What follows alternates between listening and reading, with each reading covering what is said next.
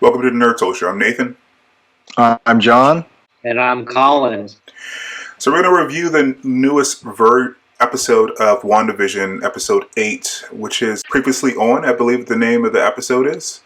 Previously On. Previously On. So we're going to jump right into it, talk about what our impressions are of the episode.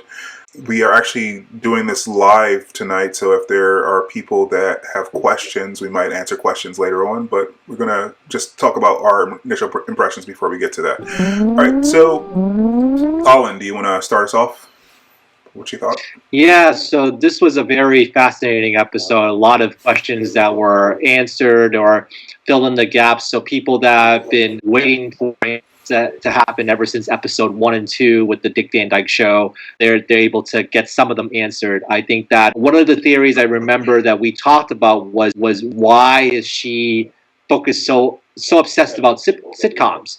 And so we actually found the answer to why she was so obsessed about sitcoms was because they were trying to learn English. You said the only rule of TV Night is we try to practice our English. Yes. And we actually were able to figure that part out. But it was very fascinating that it was during the time in which she was a child, in which they were watching all those classic sitcoms, and then also up till her, adult life that she was watching sitcoms, and even when she was in the Avenger facility, she was watching sitcoms. So sitcoms has been a very big part of Wanda's life, and I found that very, very fascinating. Yeah, it's pretty cool. Yeah, for all the viewers, the impatient viewers, and also the very patient viewers out there, I think this had a lot of payoffs for people who had been watching all this time. We certainly got a lot of answers, finally trying to correlate what we had been seeing, what the viewers had been seeing all this time, the commercials.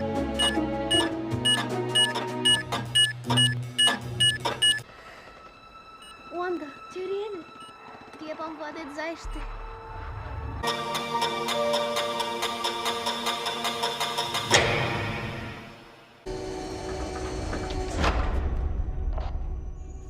The whys, because frankly Agatha wanted to know too, and so we were kind of in Agatha's shoes, like how are you able to do all these things?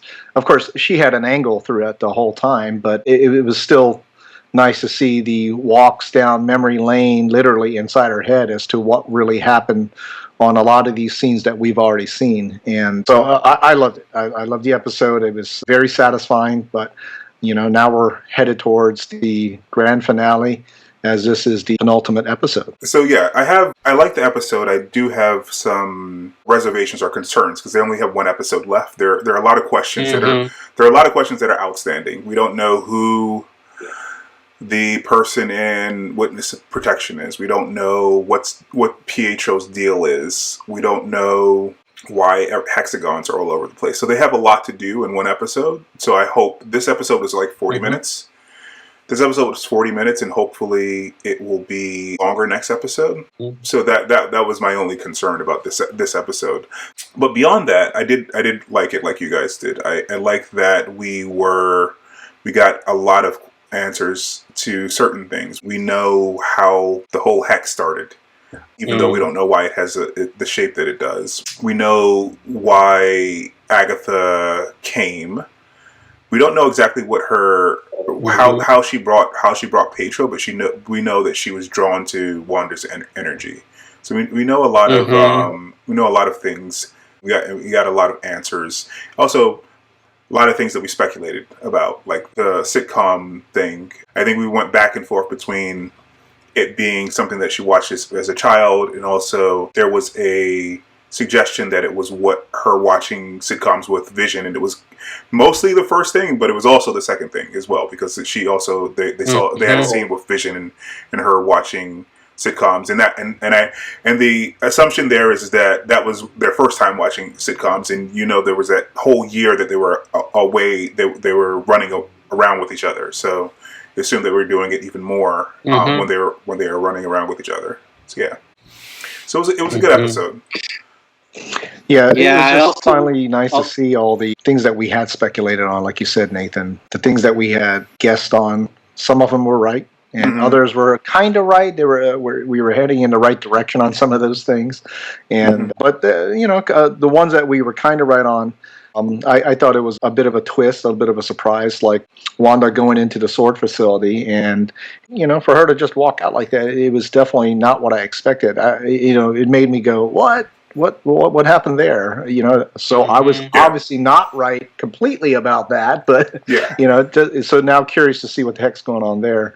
So Hayward is a liar. I think that Hayward is a liar. Exactly. I was very, very not surprised, but there was definitely some sinister turn there, and again, like you said, Nathan, we predicted that there was some stuff going on with Hayward that was not quite right, and so very fascinating to kind of see that kind of twist, because we weren't really paying attention to him for I think the last couple of episodes, but he just had just a big kind of not so much of a shock review, but more like, wow, how not evil, but how like double the two-faced he is about the whole situation with Wanda. So very fascinating there. Yeah, I think he made some. He's obviously a liar throughout the entire show. Or at least he's obfuscating the truth throughout the entire show, and he has an agenda. He made some points that were valid in the flashback when Wanda was going through her life and trying to piece together how all of this started. I mean, Vision is a weapon. They would have a responsibility to dismantle him, even though they weren't actually dismantling him.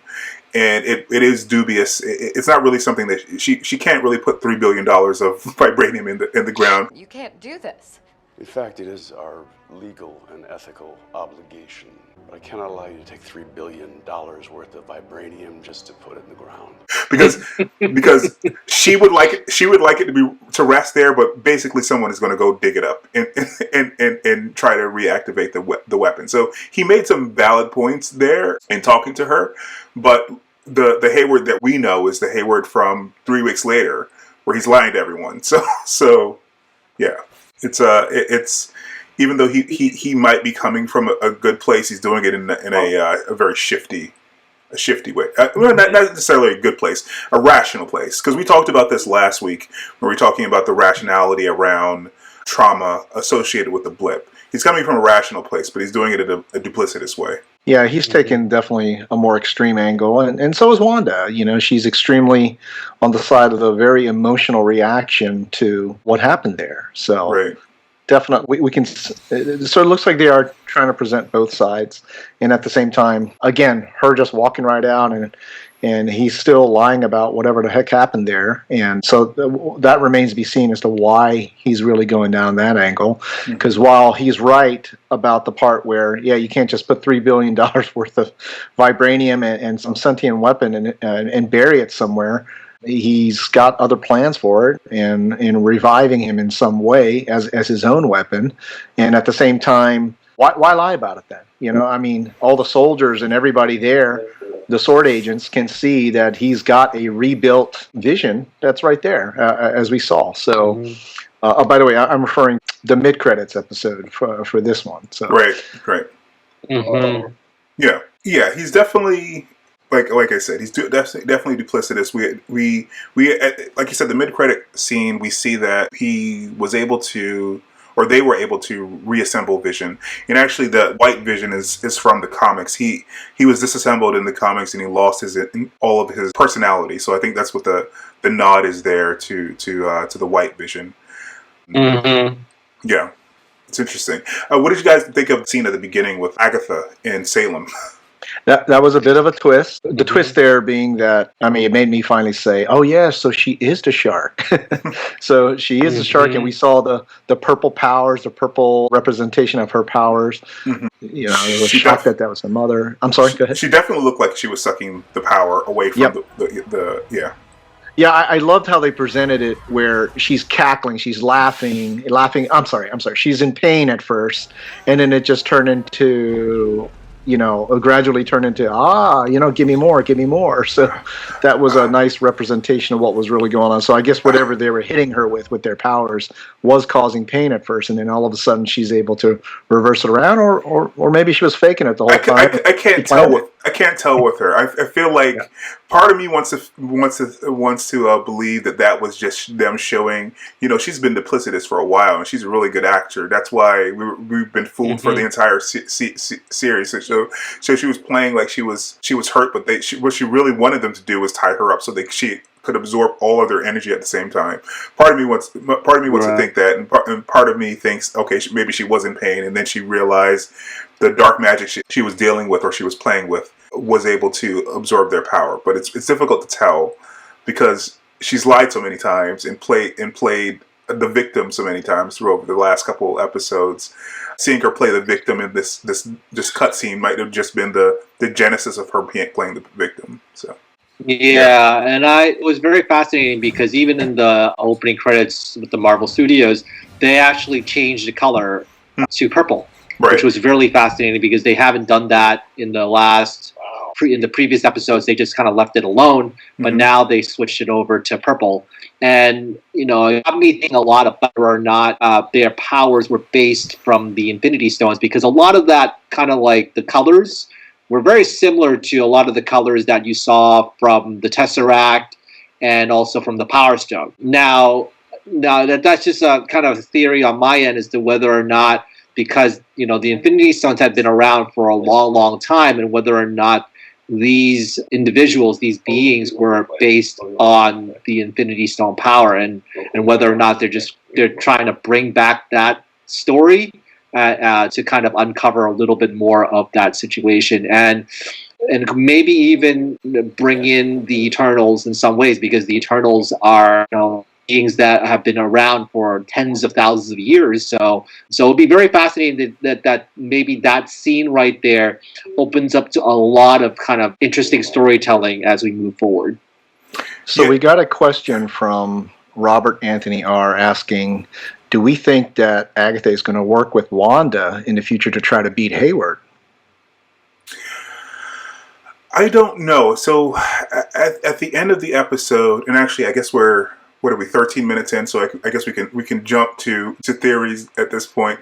Hey folks, before we jump into theories, we're going to stop the video here and break it into another part. But we're interested to hear what you think. Did you find any references or tropes that we missed? Comment down below and like this video if it was useful for you. And we'll see you next time. Thanks. Bye.